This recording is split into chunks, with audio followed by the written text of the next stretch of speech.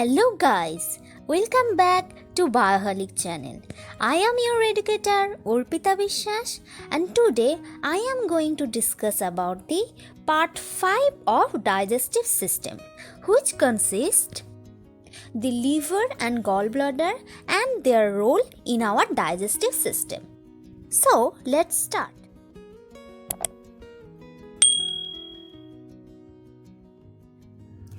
This topic can be discussed through these points. Number 1 is the functional anatomy of both liver and the gallbladder, the function of liver, gallbladder, and applied aspects. Now let us talk about the functional anatomy of the liver. The liver is the largest gland in the body that weighs approximately 1500 gram and accounts for approximately 1/4 of adult body weight. It has many parts: the left lobe and the right lobe.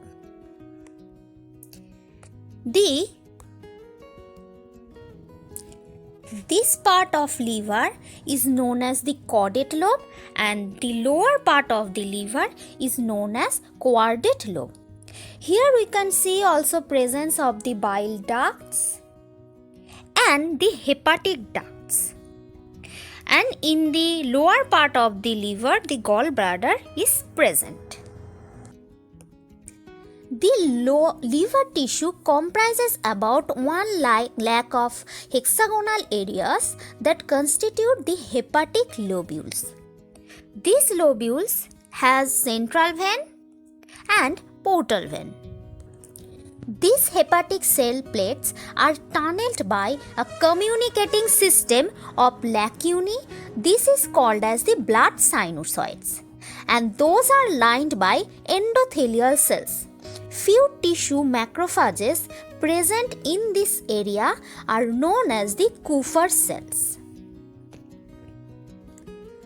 Now, let's discuss about the hepatic circulation. It consists of hepatic artery, portal vein, and hepatic vein. In this diagram, these parts are clearly shown. The liver receives about 1500 ml of blood per minute from this type of sources. Now let's move on to the gallbladder. Bile is a digestive juice that formed continuously in the liver by the hepatic cells present, and this bile liquid is transferred into the gallbladder. Here we can clearly see the functional anatomy of the gallbladder. The duct from the hepatic part fuses with the right hepatic duct and forms the common hepatic duct, which attaches with the cystic duct originated from the from the gallbladder and forms the common bile duct.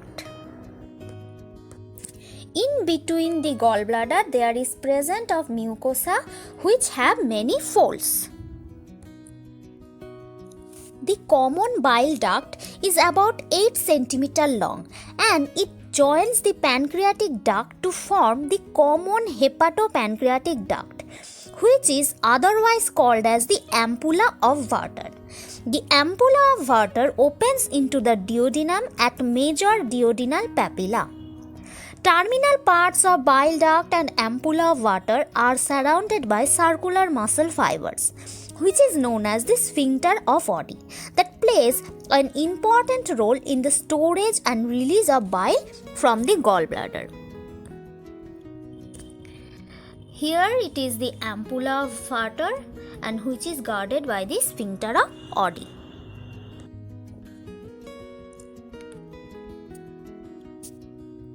In this area, the common bile duct attaches with the duodenal part. Now let us talk about the bile. It has many components. Two major components are the bile salt and the bile pigment.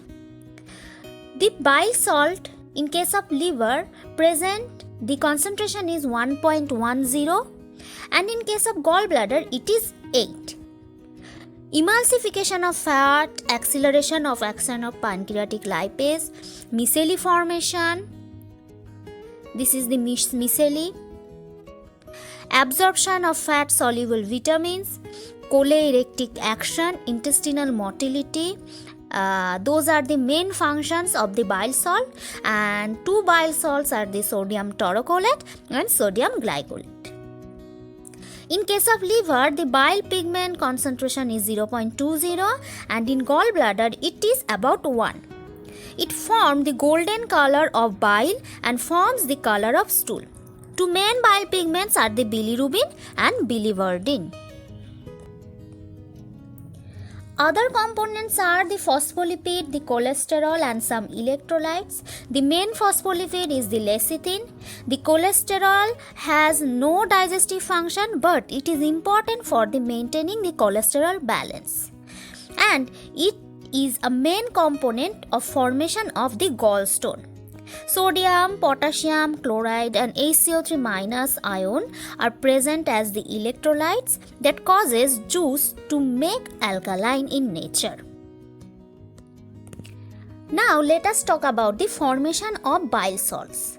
Bile salts are sodium and potassium salts of bile acids conjugated with either taurine or glycine. Primary bile acids are cholic acid and cyanodexocholic acid. These are synthesized by the hepatocytes from the cholesterol. The secondary bile acids are deoxycholic acid and litholic acid. These are formed from the primary bile acids in the colon by the action of the intestinal bacteria. The conjugation of bile acids happen in the liver, where the glycine or taurine forms the conjugated bile acids. Those are named as glycocholic acid and taurocolic acid. Here we can clearly see the cholesterol forms the cholic acid and the cyanodexocholic acid, which are the primary. Then cholic is converted into deoxycholic acid and second one is converted into lithocholic acid, which are the secondary bile acids, and then this acid conjugates with the glycine or taurine and forms the main bile salts in the liver. The concentration of gallbladder bile is far greater than from the liver bile, which is caused by the absorption of water from the liver bile, and this happens through this mechanism. The H2O passes from the gallbladder bile and HCO3 minus ion and H plus ion removed from the cell, and there is insertion of the sodium and chloride ion into the cell, and this sodium is passes through the ATPase pump in return of potassium ion. There is a formation of bile salt pool in the liver through a special type of circulation, which is known as the enterohepatic circulation. It is the recirculation of the bile salts from the liver to the small intestine and back again. This circulation is necessary because of the limited pool of bile salts available to help break down and to absorb path. It happens through the circulating pool.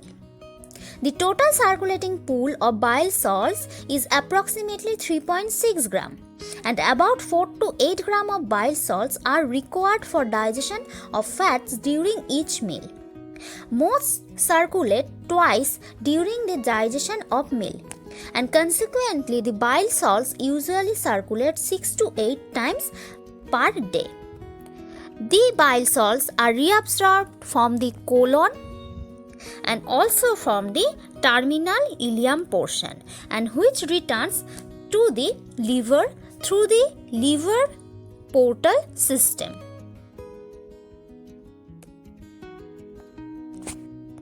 Now let us talk about the bile pigments. The two principal bile pigments are the bilirubin and biliverdin. Those are the major constituents of bile which have no digestive functions. These bile pigments are metabolites of hemoglobin formed in the liver, and they are responsible for the golden yellow color of the bile. Intestinal bacteria metabolize bilirubin further to urobilinogen, which is responsible for the brown color of the stool. Now, let us talk about the control of the bile. The vagal nerve causes weak gallbladder contraction. The secretin stimulates liver and parenchymal secretion. The bile concentrated in gallbladder through the action of the cholecystokinin. And the cholecystokinin also relaxes the sphincter of Oddi, and which causes passes of bile from the gallbladder. The presence of acid in duodenum causes release of secretin, which secretin helps in bile secretion, and presence of fat in duodenum causes release of cholecystokinin. So, with the action of the acid in the duodenum and with the action of the fat present in the duodenum, both causes secretion of secretin and cholecystokinin, which helps secretion of the bile from the gallbladder and causes gallbladder emptying. Now the functions. Let us talk about the function of liver first. It has many functions. The secretory function, the metabolic function, those are the glycolysis, gluconeogenolysis, gluconeogenesis, beta oxidation, and so on.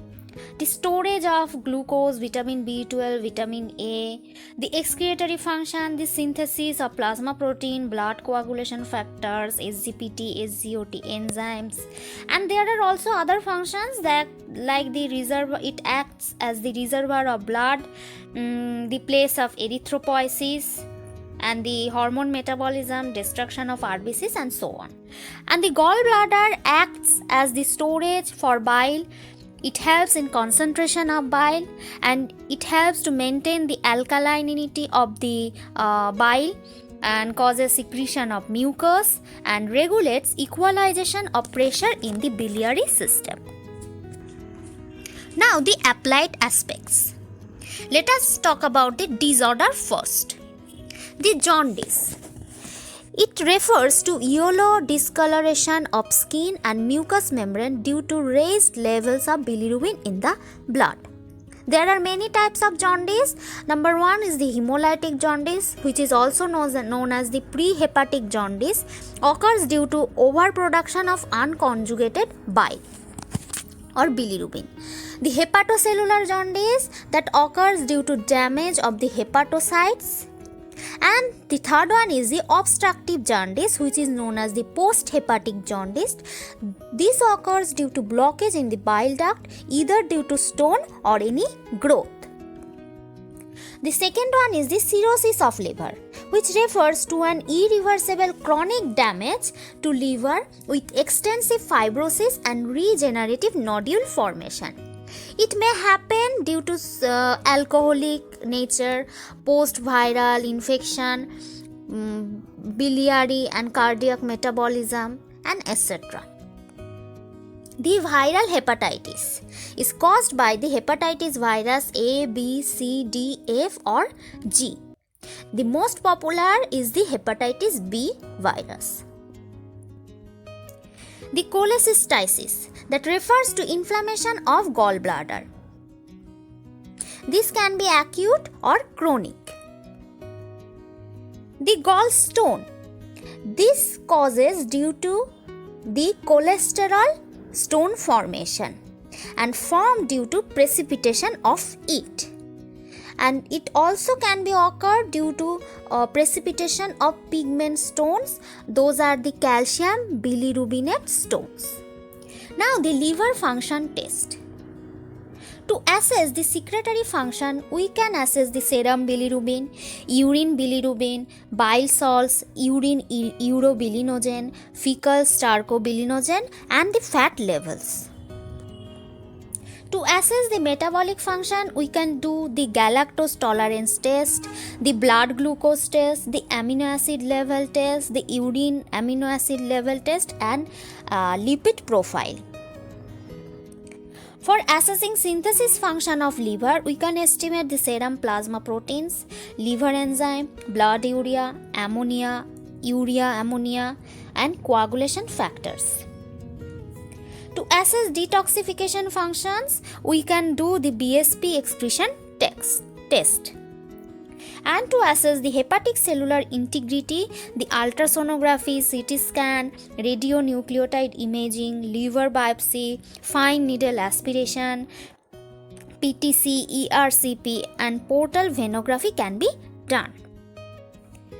And there are other tests also, the serological test of liver. Glucose tolerance test is based on the principle that galactose after absorption from the gut gets converted into the glycogen in the liver. Therefore, in liver insufficiency, its level in the blood rises. In case of BSP excretion test, the BSP is taken up by the liver cells from the blood and detoxified and excreted in the bile. The rate of removal of BSP from the blood depends on the functional efficiency of liver and the rate of hepatic blood flow. And through this, we can assess the detoxification function of the liver.